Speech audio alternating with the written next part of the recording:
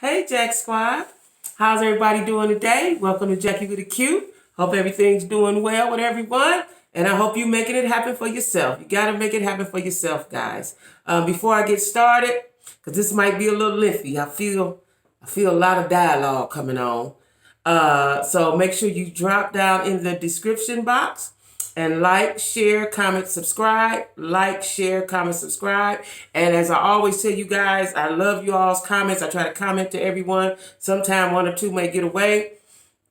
But I do try to comment. I enjoy the comments, whether it's like my thoughts or not. I enjoy the comments, right? And also all of my social media and ways to contact me are in the description box. My email, social media sites, all of that, right? So anyway, y'all, let me tell y'all something. As I started on this today, right, I was so excited about it, because at first it started off funny. And then it got serious. So what I did was I was just going to talk about Stacey Dash and Sharon Osbourne. But then I said, okay, I got to talk about Prince Harry and Meghan Markle, because it all ties in under the umbrella of racism. And this was an important event that happened this week, so I'm going to talk about it. So it started off funny, ended up serious, okay? So before we get started, let me shout out my subscribers. And they are, so today, y'all, I'm going to do something a little different, right? I'm going to shout out my kinfolk, right? And I thought about it because I had a list of subscribers that I'll shout out on the next video. But as I was preparing, I have some cousins that have, they always comment and stuff, right? Always. So I want to shout out my family. And it's not being, no disrespect to any of my subscribers, but I just want them to know that I see them, because I don't talk to them on the phone a lot. I don't even see them a lot because I'm down here, right? So I just want them to know that I see them, I appreciate them, and I love them, So today I'm going to shout out my family, right? So because they've been with me from day one. They've been with me from day one. They've been with me from day one, right? So the first person I'm going to shout out is Fancied Hair. Now, Fancied Hair, y'all might know, y'all might not know. If you are in on the lives, you'll know that Fancied Hair is my daughter. She is my number one supporter, teammate, friend, confidant. She's everything that I need, right? So I am shouting out Fancied Hair, right? And I have to. It was her idea for me to do this. She's the total opposite of me. She's introverted, I'm extroverted, right? And it was her idea, and it continues to be her suggestions and ideas that move me forward, right? And like I've always said to you all, I've said it quite a few times, whatever you pour into your children, then there comes a time when they're able to pour into you, and that's what she does for me, okay? So my number one subscriber today is Fancied Hair. My second subscriber is my cousin, Chris. Now, I don't know how I think she got it on my YouTube. I think it's Christiane Lynn. But that is my cousin from day one, A1, right? We played together. When y'all hear me talk about when I was little, this is one of my cousins. It was her and her brother, they're twins. So it was me and my sister. Then I have another set of cousins. We were always together when we were growing up on the weekends and all this stuff, right? In the summertime. This is my cousin, Chris Lynn. And Chris has always been supportive of me. She's always making comments. She's always telling me things, you know what I'm saying? And she's always been motivating. And she's in on the live. So when y'all see, when the lives and you see her, she's commenting, that's my cousin, Chris, right? Then I want to shout out my other cousin, which is Aisha M, right? I think that's how she got it on the YouTube, Aisha M. And that is my cousin. We are first cousins. Our mothers are sisters. And Aisha have been commenting and been down with me. You know, my daughter had told me that, but you know, when I'm doing lives, I can't see all the comments until afterwards. And I can see some of them afterwards, but in order to see the comments in succession, I have to watch the whole live from beginning to end, right? And then I can, because that's how the comments drop, you know, as they come, right? So I just want my cousin Aisha to know I see you, I hear you, and I feel you, and I love you, right? So today, again, y'all, I'm shouting out my family members that have supported me. I have a lot of family members support me, but these are the ones that comment all the time. And that's what I'm doing with my subscribers, are the subscribers that comment, right? And comment all the time. I can remember the names as I see them. I'm not going to leave anybody out. If I do, like I said, charge it to my head, not my heart, right? Because I appreciate all of you. I appreciate all of you. So those are my subscribers: Fancied Hair, Christiane Lynn, and Aisha M. All right. So now, y'all, it's a lot to unpack. It's a lot to unpack today because we're talking about, I'm going to talk about it in segments. We're going to talk about Stacey Dash. And then we're going to talk about, I'm going to talk about Sharon Osbourne first because I want to get that off my chest because that weighed heavy on me. And then today I actually watched the conversation. Like, man, you know, you crossed a whole line, right? And I got to work with you. See, it's hard when you got a coworker. You know, I told y'all this happened to me before when I was working for an insurance company and Karen.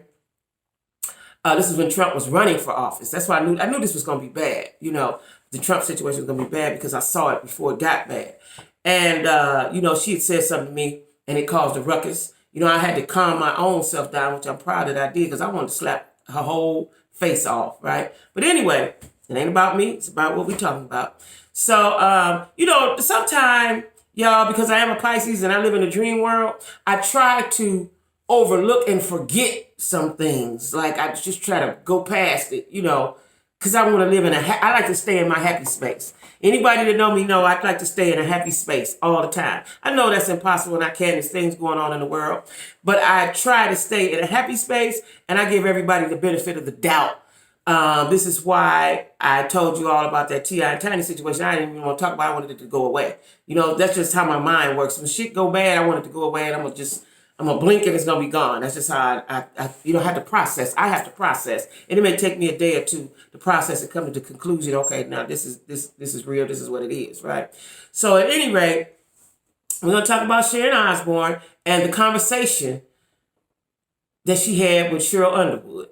Then, and you know, let me tell y'all something. Cheryl Underwood, I follow her on Twitter, right? And she actually follows me back and she will comment. I haven't been on Black Twitter because I haven't had the time at work. But I haven't been on Twitter. I said Black Twitter, but you know, that's what I follow the peoples. But anyway, we're going to talk about Sharon Osbourne and that conversation that she had with Cheryl Underwood, which is our sister. And then I'm going to talk about Stacey Dash. And then, as like I said, I was thinking about what I was going to speak of today and write my notes. I said I'm going to have to talk about Prince Harry and Meghan Markle. And actually, I hadn't even watched it. I've been listening to what other people said about it. I really wasn't that interested in it, right? I wasn't that interested, and I'll tell you why I wasn't that interested when I get to that portion. But I watched it today, and it's deeper than what I thought it was. I'm glad I watched it in its entirety, right, today. So we're going to talk about Sharon Osbourne. Now, let me tell y'all something. I want to address her first because I want to get her off and get on to another space, right? First of all, I just want to bust Sharon in the head. And this is from me and all the good black folks that think about me. Sharon Osbourne, fuck you. Okay? Fuck you. Now, she said something that I watched her little clip of what she said. She's 68. You know better. You know better. And a lot of times, you know, we can hide who we are until a situation occurs. This was a situation. You know, Piers Morgan, it does make racist comments. Now, I looked up something, y'all, because I was listening to a news reporter or something that was talking about this conversation that she had with Cheryl. And they were saying something about the hierarchy or the blue blood. So I looked up blue blood. Now, I know what I thought it meant. And I'm going to give you the definition of blue blood. Blue blood is used to describe people of noble birth. Noble birth. So the Brits are the noble people, so they think they're the noble people, right? So they are the original colonizers. You know, if you think back on the history of it as we know it, as they have told it to us, you know, slave ships come through there. They you know, I got to really do my history, and I am tonight. But you know, the Brits they don't like us. They don't like us originally, especially the ones with money. The blue bloods, and they do not, anybody that considers themselves a blue blood does not like mixing races. They don't like that. You know, they pick, you know, they want to keep the bloodline pure, fresh, or whatever they want to call it, right? So for Prince Harry to go and get the black girl, she's mixed. I'm gonna talk about that when I talk about that segment, how I feel about mixed, what I feel about that mixed situation. But anyway, Sharon Osbourne was taken up for Piers Morgan. We can get back on Sharon. And when you are on a talk show such as that, yeah, you want to speak. Everybody has an opinion, right? But she got real rah-rah. She got real rah-rah with Cheryl. You know, and as I watched it, I was thinking, how would I respond?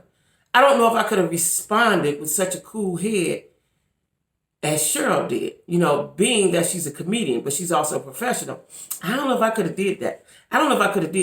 You know, because she got aggressive, and then she wanted Cheryl to explain to her racism and why he was a racist. Come on, lady. You 68. You hear him just like everybody else hear him, right? That's your friend. Like, we have friends. I know I do. I have friends that do things that I wouldn't do. They're still my friend.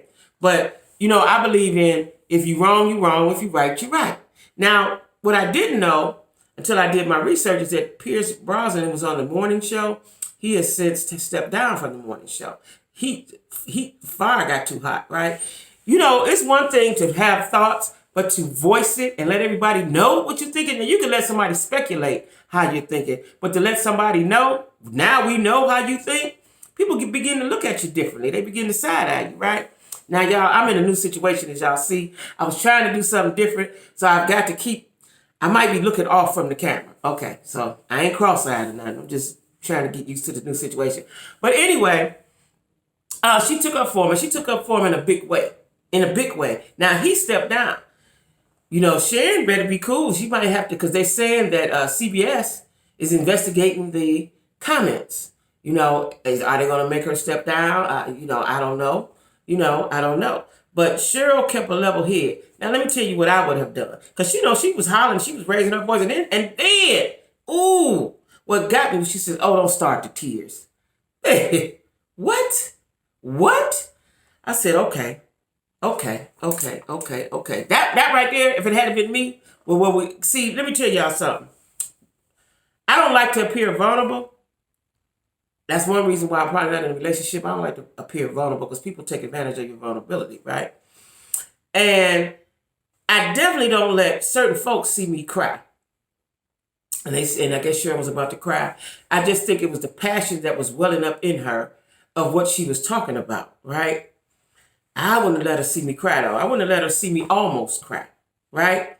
Because if I cry, if I'm talking with you and I start crying, the next thing I'm going to do is probably hit you, right? So I try to control that portion. It's hard to do that sometimes. And Cheryl did it with grace in front of everybody, right? But, you know, now let me tell you what I would have did. I got some notes here. Let me make sure, because I don't want to skip nothing in this situation. Yeah, I didn't want Cheryl. So this is how people are. So this is how these kind of folks is. So I'm not going to cry in front of you. And instead, I'm going to throw you off. Because they want to see you cry. They want to see you humble. They want to see you beg. That's what they're used to seeing in a lower position than them. The way to get back at people like this is to show strength, right? I would psychologically damage Sharon Osbourne. That's what I would do. We got to work together. I would psychologically damage her. She quit when I'm done with her. Because first of all, what I would have did, when we went to the back, to the dressing room or the backstage or whatever, I'd have verbally annihilated her with no cuss words. I'd have did it with no cuss words. Maybe, depending on how I feel, right? But my eyes, she'd have felt all of that. All that, what you think a black woman is, the angry black woman, this ghetto, all that, she'd have felt all of that. She'd have felt all of that. I would have checked her so good, right? I would have checked her so good. She might not have wanted to come back on stage. She'd have been crying. You gonna say, oh, don't cry like you a tough guy. I would have made her cry. And then I wouldn't have stopped. I would have checked her every day till I got tired. I would have been relentless with it. She'd have felt it. Even if I didn't say nothing, she'd have felt it. Or she'd have saw it in my eyes. She'd have felt it deep down in her soul. That's what I would do to Sharon from now on. Cheryl kept saying, because you're my friend, she was trying to be diplomatic. Fuck her. She's not your friend. She showed you she's not your friend. She is not your friend because she tried to get out on you publicly. Those people, the clear people, always want you to tell them how they racist. We ain't got to tell you that. We don't owe you that. If we feel it, we feel it. You know what I'm saying? And he has showed it, though. So you took up for him, and that's what you felt. Y'all had a long conversation. You and Peters had a conversation the night before.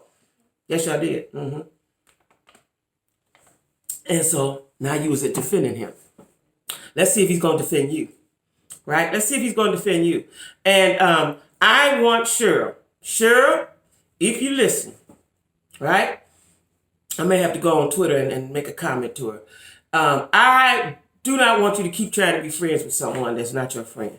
I understand you have to work with her, and you have to be diplomatic, and you have to be professional. But again, I'm going to say, this is for all the people that think like me. Fuck you, Sharon Osbourne. First of all, how you going to say something to anybody about anything? You married Ozzy. Come on. Get out of here. Right? So let me make sure. Yeah, I said that. I'm going to psychologically damage her. And from this point on, me and Sharon would not be cool. We would be cordial because we have to work together. Cheryl has a great platform. She's on with CBS. We would work together, but you dare not. And every time I felt like it, I would look at her in a way, and she would know. It would pierce her. It would pierce her soul, right? I didn't like that.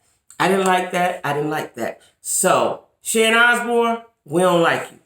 Now, and it's hard, y'all.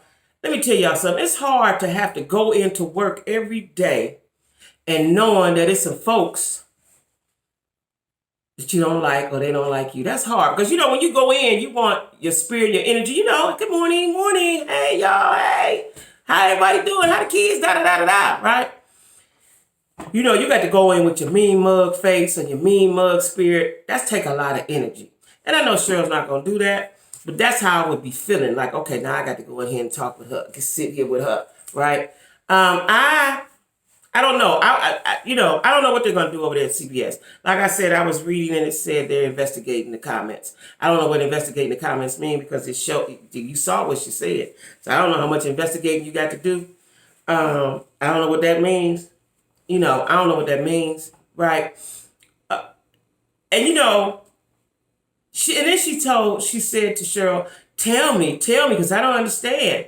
And then in her, now she has since made an apology. Saying she don't understand. Child, you damn near 70 years old. You know what you did. You know what you said. You know how it made people feel. You got good enough sense to know that. And she didn't know and she didn't understand and all this and all that. I don't like when people say they don't understand. Like, you don't understand what? What is it you don't understand? And then for you to holler, she ran up and, she shifted position. See, a lot of times it ain't about what you say, it's how you say it and how you present it. Right? And, she shifted.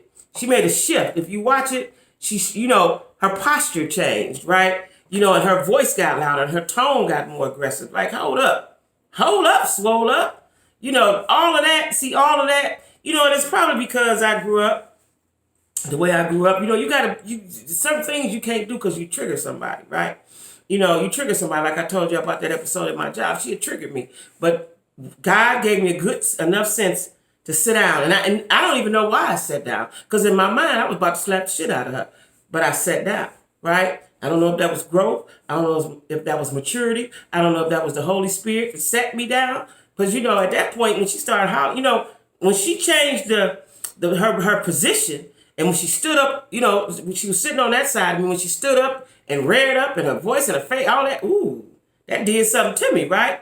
It did something to me for real, y'all. So I was like, okay. I stood up. And you know, my coworkers, my friends was like, they kept saying like, don't hit her, don't hit her, don't hit her. So I can imagine what that looked like once I stood up. Because see, you know, again, I'm the big black woman. So I'm going to appear to be the big angry black woman. And this is little bitty hillbilly ass Karen, right? But she was aggressive with me, which is what they do. Which is what they do. Karen, y'all seen it now. Y'all seen it. Y'all done seen the videos. They aggressive until you knock a patch of hair out their head. Then it's, you know, they don't know what happened. I've seen the videos over and over and over and over and over again. You know, they're so aggressive, like, who do you think you are? And if you really was Cheryl's friend, your tone wouldn't have been at that level. Not on TV. Your tone wouldn't have been at that level. And your aggressiveness, you was aggressive, right? And now, had the shoe been on the other foot, let's say Cheryl was doing that to her. What would CBS have done then? Right? And then I was reading something that I didn't know. I had forgot this part. That Holly was on the show originally the first season. And it was stated that Sharon Osbourne didn't want her on there because they said she was too ghetto. She was too ghetto. Your kids running around, especially that daughter, was running around like a maniac at one time, right? So, you know, people always want to judge you. Don't judge unless you want to be judged. You just don't do that, right? So I don't know. It looked like my shirt is sideways. But anyway, you know, again, Sharon Osbourne, we don't like you. We don't like you, right? And Cheryl, I don't want you to keep trying to be friends with that woman. You ain't got to. You can be cordial. You can be, she's a co-worker. She's not a friend. She's a co-worker. That's what she is, a co-worker, period. All right. Now, next we're going to talk about Stacey Dash, right? And this is what I was originally going to talk about in the first place. Stacey Dash. Stacey Dash, I don't know if she forgot she was black, because sometimes folks forget, you know, who they are, right? They forget who they are. I don't know, it's because her eyes was green or brown or whatever color her eyes is. She thought she crossed over. I don't know what happened. But now, Stacey Dash want to come back to the barbecue. We ain't playing no spades with you. We ain't doing nothing with you. We're not doing nothing with you, Stacey. You're not invited to the backyard boogies, to the barbecues, to the kickbacks, none of that. Your black card has been permanently revoked. We had a meeting. We have discussed it. And no, you cannot come back. All right? You cannot come back. You cannot come back. And let me tell y'all this. What I've been saying for years. What I've been saying for years, I want to make sure I don't forget nothing. What I've been saying for years is, I've been saying this for years. When it comes down to us and them, you will always be a us. You'll always be a us. I don't care how many of them you canoodle with, how many outings you go. You know, let me tell y'all something. I told y'all I lost a friendship right after the election, right? A girl that I worked with, we were cool. She was a Pisces, my Pisces sister, right? At that job I'm telling you about, that the job I'm telling you about that I had, me and the white girl, I know I had to leave it because she had got out of hand, right? And she did get in trouble and I didn't, but I knew the tables was going to turn because that's how they are. I knew the tables was going to turn because they deemed me aggressive. But anyway, I'll tell y'all that story another time. But anyway, there was a girlfriend I had that worked there. Well, her birthday was the next day after mine. We were Pisces sisters or something, right? She stopped contact with me. She blocked me and unfriended me and did all this stuff because she was down with them. But I told her, I had a conversation with her at this time at this job because she was canoodling with them. She was going over their house, smoking weed, doing all. She liked one of the white boys. She was, she had forgot. And she told me she didn't know anything about racism or color. She knew nothing about that. She had never experienced that. So I had a conversation with her. She was younger than me. She was quite a bit younger than me. So I had a conversation with her about it. I don't know where she'd been and she hadn't experienced it, but okay. And her hair was her texture of her hair, she was a little good. I don't know, maybe she was mixed with something too. But at any rate, I told her this, and I always tell people this. It's okay to be friends with whoever you want to be friends with. Just know who you're being friends with. But if it ever comes down to it, like it almost did January the 6th, You will always be a us, Stacey Dash. I don't care how many white folks functions you go to, how many of them you lay with. You're going to always be a us. Always, right? And so now she wants us, and because we are forgiving and loving people, we always take it back. Come on, come on, come on. Well, we didn't have a meeting. I told you I've been to the black folks meeting, and they say, no, Stacey Dash, your card is permanently revoked. Can't come back. We're not playing spades, but you can't come back to the backyard, play spades, horseshoes, eat no good barbecue, macaroni and cheese, potato salad, greens, cornbread. You're not allowed. You're not allowed. Go over there, eat that potato salad with raisins and shit in it. Eat pumpkin pie instead of sweet potato pie. Go on back over there. Go on back around there. You're not allowed. We don't want you. We don't want you. We don't want you no more. We don't want you no more. Yeah, I said that. Yeah, your black card has been permanently revoked. We don't want you, Stacey Dash, and I hope you do well. All your endeavors. We don't want you. We don't want you. See, we tired, black folks. So for me anyway. Once I see you, and I know about change. People can change and evolve. She ain't did that. You ain't did that. Now you just feeling the wrath because she got family members. Damon Dash, her cousin, or something to her brother, cousin, something, right? I know them folks that said something to you. I know them folks. The people that's around you in your circle, I know they done said something to you now. I know they have. Like, girl, why? If they ain't do nothing, say, girl, why you do that dumb shit? Right? I know they said something to you. So, Stacey Dash, let this be a lesson. You was in.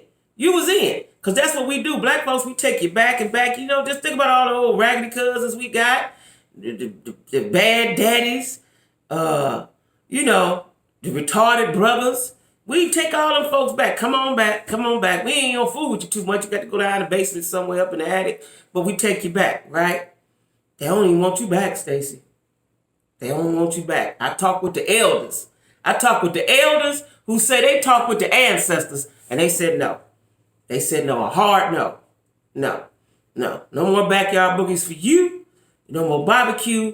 You don't come to nothing. You don't come to nothing. So, you ain't playing no spades with us. So you got to go over there and play bridge or pinochle or whatever they play around over there. But we through with you. It's over with. It's over with, Stacey. You know what I'm saying? So they told me to tell you, it's over with and take care. Bye-bye. All right? So now we're going to talk about, let me tell y'all something. I watched the whole 2 hours of this uninterruptedly of the Prince Harry and Meghan Markle, right?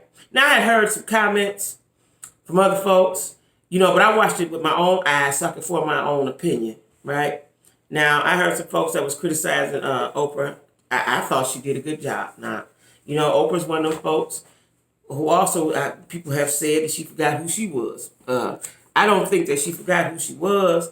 I just think her bread was buttered on that side. We ain't gonna talk about that issue today. We talking about the interview, right? I think she did a good job. Me personally, she asked the questions that was asked that we want to know.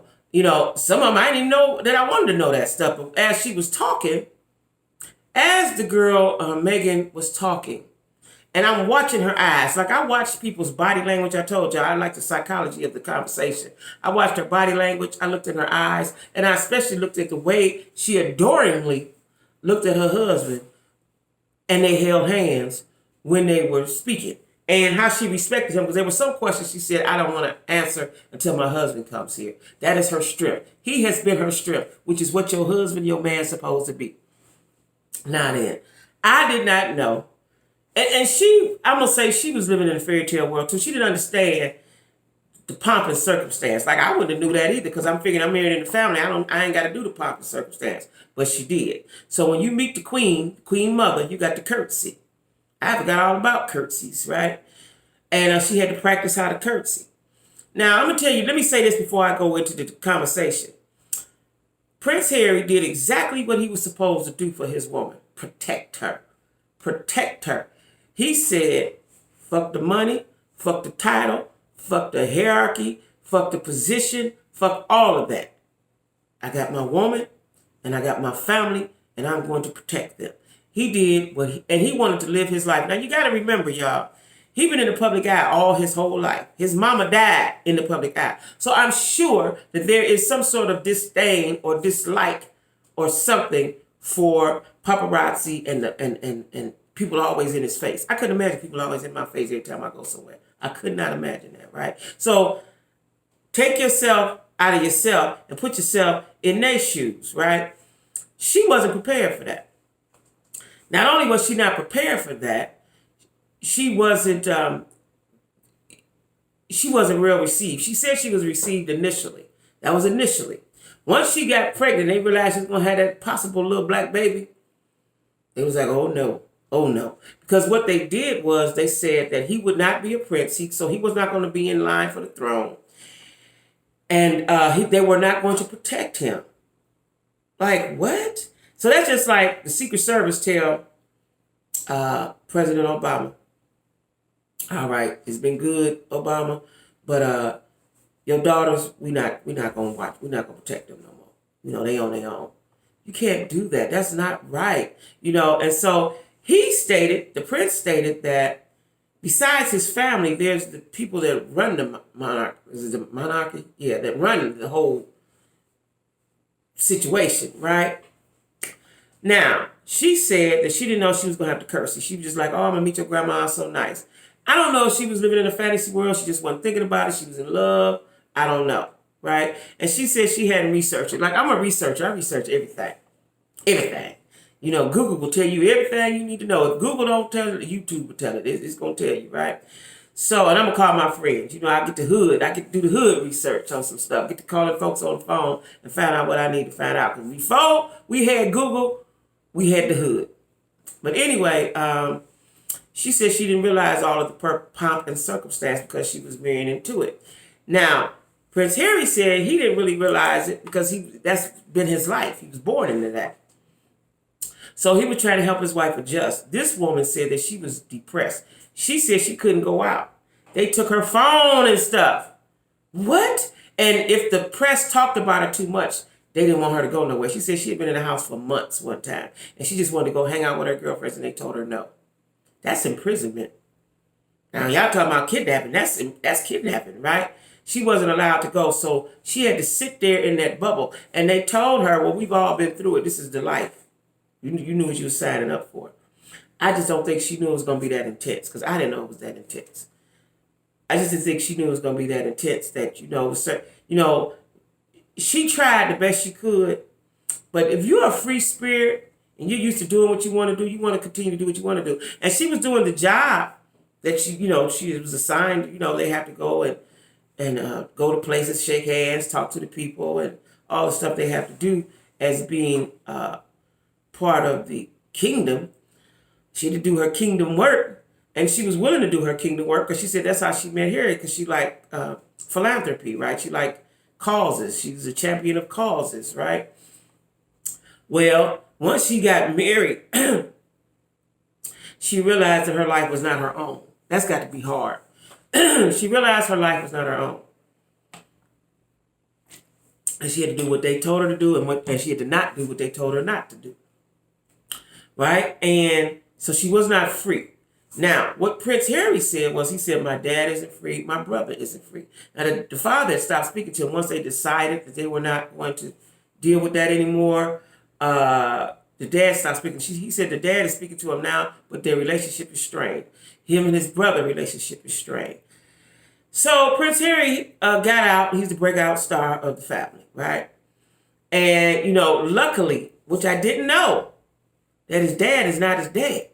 I didn't know that. Did y'all know that? So his mother had set aside some money for him, and that's how he's able to live, because they cut him off financially. They cut him off, period. He don't have nothing to the throne, nothing. He don't have nothing coming out of the kingdom. He gets no money. He gets no security. He gets nothing. But his mother had put aside lots of money for them to live on, because he said, my mother probably saw this coming. So they were saying that this is what they did to Princess Di. They didn't like her. See, and I'm under the belief now, I'm not that bright when it comes to that kind of thrownness and all the stuff that goes on in there. But I think this is why they picked the women. Now, they were saying stories about her and the other brother's wife, Kate, not getting along. She said that's not true. And she said that it was reported that Meghan Markle made Kate cry. She said that was the opposite of that. And she don't know why they threw that narrative out there. She don't know where it came from because Kate made her cry. See, I'm not a big fan of folks making me cry. If I cry, you ain't gonna see it. I'm just not a big fan of that, But she's a different kind of girl, you know what I'm saying? And as I was watching the interview, because I've heard some comments from people like, oh, she forgot she was black and this and that and that. I don't think that's what it is. I just think she was real naive and thought she was just marrying the guy that she loved. And when she got in there, they was with all that bull. Because let's face it, y'all. Just as regular people, sometimes we done went with somebody or been in relationships with folks and we can't stand their in-laws.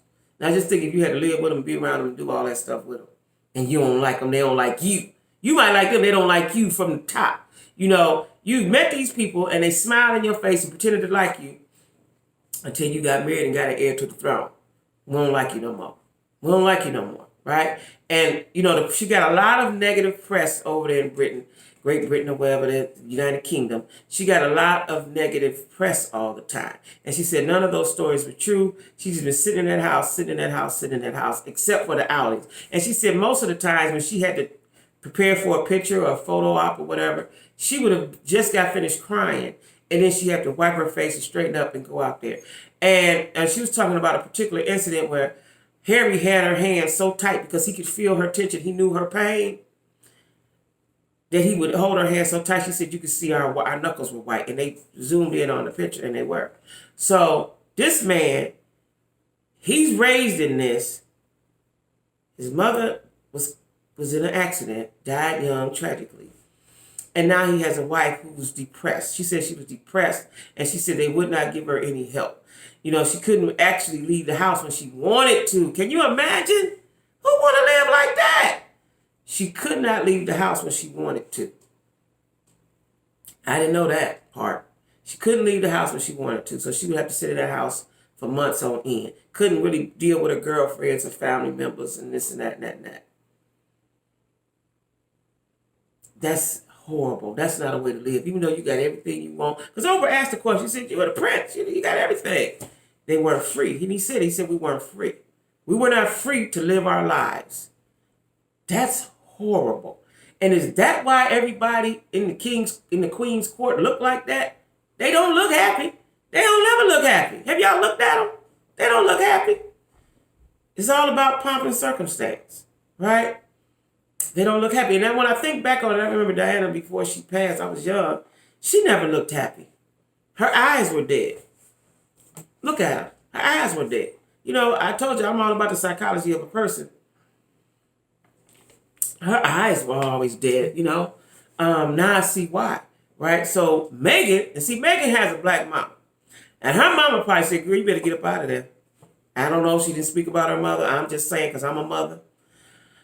I'm just saying. Now, when I looked at Meghan, I don't see any blackness in her. She does look like a white girl. Her hair was a little thick, though. But, you can see a little hint of it, right? But they didn't want her to have that. That baby wasn't going to get nothing. And this is the part. They had a conversation, not with her, with Harry. A lot of these conversations that the family had with Harry, and Harry related back to her. They were concerned that the baby, what the color the baby was going to be when the baby come out. They didn't want the black baby. Sometimes y'all, generations down, the blackness come out, right? So they were afraid because there was somebody, a descendant of theirs, the great-grandmother, somebody who was a black woman. They didn't want the black, they didn't want that. And so this is what I understand. And so he said he's still cool with his grandmother and he still loves his grandmother and blah, blah, blah. Listen, you don't want my baby and you can't accept my baby. You cut my baby off from, because they have to stay safe. It's their version of the Secret Service, right? So they didn't want to protect them. So, and then Meghan said she wrote a letter. So, okay, me and my baby, don't worry about us protecting us. What about my husband who's always going abroad, always doing this? They said no. They said no for him too. So y'all wanted them to get hurt? Like, that's mean. You know, I don't blame them. And they said now they're happy, they're carefree, and they're able to live their life. What I didn't know was when they left, Tyler Perry opened up his home and they stayed with Tyler Perry for 3 months. Imagine that, right? And then they went to Canada. And I don't know if they went to Canada first or Tyler Perry. No, they went to Canada first. Then Tyler Perry opened up his home for 3 months, and then they bought their own home in California. That's what happened. So, Tyler opened his house to somebody else, I heard. For the movie Coming to America. Tyler doing his work. Y'all can say what y'all want to say about Tyler. Tyler doing his work, right? I want to write him a letter. Tyler, can you help me do anything, right? But he opened his home to them. And they stayed in Tyler Perry's house for 3 months. So could you imagine? It's like they leaving. They felt like they was on the run, sort of, kind of, and, so this interview with Oprah, they've been had. They've been had the interview or been planned or whatever. Been planned, I think. So they were also upset that they were doing that interview. But they had already planned the interview. And so now it makes sense because I was like, how did that come about?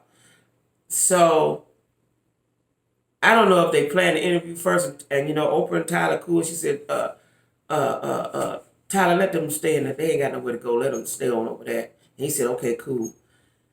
Or I don't know how that went. Or they was already over there. He reached out to him and then Oprah said, well, shit, they at your house. Let me see if I can get an interview. I don't know how that went. They didn't talk about that. But I thought the interview was tastefully done. Oprah asked all the questions, because some of that stuff, like I said, I didn't know what was going on. I wouldn't have never knew either. I didn't know all the she said when she first met, like I said before, when she first met the grandmother, she had to learn how to curtsy. I don't know if she had to curtsy every time you see her. Like, I don't want to do all that. I don't want to do all that. I don't want to do all that stuff they got to do. I don't want to, she didn't mind the going to speak to people and visit the poor and this and that, because that's what she liked. That's how she met Harry. But all of that pomp and circumstance in the house, in the castle or the kingdom or whatever, right? She just wanted to be regular. And she couldn't be regular. She's too young of a woman to not be regular and live her life the way she wanted to live it. I had no idea that it was like that. So, from my perspective, I think the interview was well done. I felt sorry for her. And, when Oprah would ask Harry questions, because he wasn't on the first part of the interview, she just solely talked to Meghan. And then they brought Harry out. When he would speak, she would look at him so lovingly. I want a man to make me feel like that. Like all her belief was in him. And that's what you want out of your husband. That is what you want. And let me tell y'all something. Everything leads back to singleness, my singleness. This is why I'm single, because I have not met a man that makes me feel that comfort like that. I need to be comforted, and I need to know that you can protect me. And when I'm going through whatever I'm going through, you got your arms around me. You got me. A lot of guys don't understand that. They don't know how to have you. They don't know how to have you. I don't know if it comes from they ain't got their sales. I'm talking about something funny this week, about the dating site. But anyway, y'all, I ain't going to talk about that no more. I'm going to talk about that. I'm going to say that funniness. But anyway, don't forget my live is going to be Friday, March 19th at 9 o'clock Eastern Standard Time. The topic will be, a baby won't keep a man. A baby will not keep a man. So I want all you guys to tune in if you're not busy. And so we can have a good dialogue about a baby that won't keep a man. And you all can share your experiences and knowledge on that, okay? So anyway, y'all, again, we don't like Sharon Osbourne. Stacey Dash cannot come to the backyard boogies no more. She has been permanently banned. And we praying for Prince Harry and Meghan Markle that they live a happily ever after. And so Oprah asked her, she said, well, Because at first she said she was depressed and everything, and she was just depressed, right? And she said, so now marrying the prince, you do have a happily ever after. She said, I do. I have my happily ever after. They're living on wherever they're living at, in California somewhere, and on the beach, and they free. Let me tell you what Prince Harry said. He said the joy he get out of seeing his son ride his bike, or he ride his bike with his son, or something to that effect. He said he was not allowed to do that as a kid. So he lost a lot of his childhood.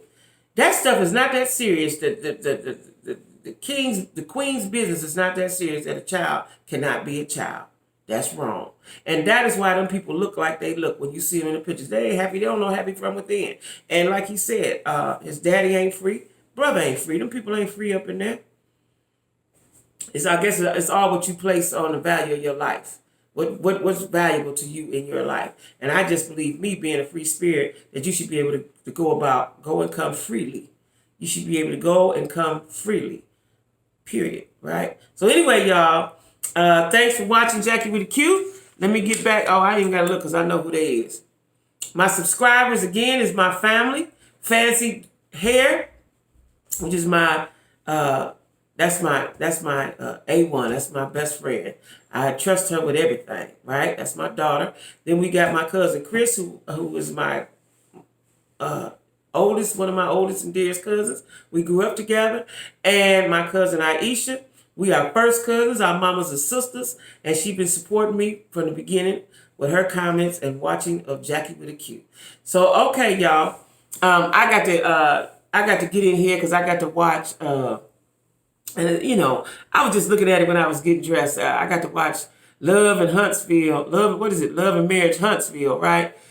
Tisha crybaby ass. Like, you know, Tisha just get on my nerves this season. She didn't bother me too much last season, but this season, it's her and her mama's just too much.